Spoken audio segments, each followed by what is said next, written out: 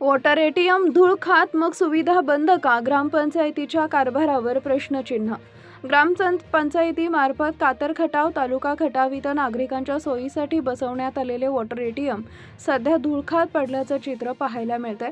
नागरिकांना शुद्ध व स्वच्छ पाणी उपलब्ध करून देण्याच्या उद्देशानं हे वॉटर एटीएम बसवण्यात आले. मात्र प्रत्यक्षात याचा वापर होत नसल्यानं हे वॉटर एटीएम नेमकं कशासाठी बसवण्यात आले असा प्रश्न ग्रामस्थांकडून उपस्थित केला जातोय.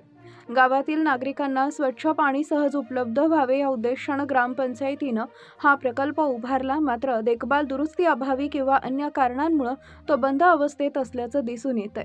त्यामुळे शासनाचा अथवा ग्रामपंचायतीचा खर्च करून उभारलेली सुविधा जर नागरिकांच्या उपयोगातच येत नसेल तर या प्रकल्पावर झालेल्या खर्चाचं काय असा सवालही ग्रामस्थांकडून उपस्थित होतो आहे.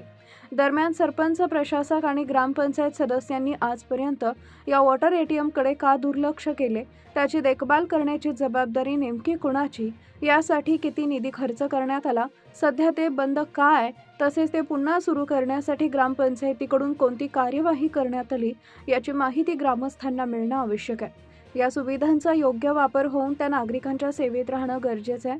त्यामुळे कातर खटाव येथील बंद वॉटर एटीएम तातडीनं सुरू करून संबंधित प्रशासनानं याबाबतची वस्तुस्थिती स्पष्ट करावी अशी मागणी ग्रामस्थांमधून होती आहे. Bureau report, DSP news live.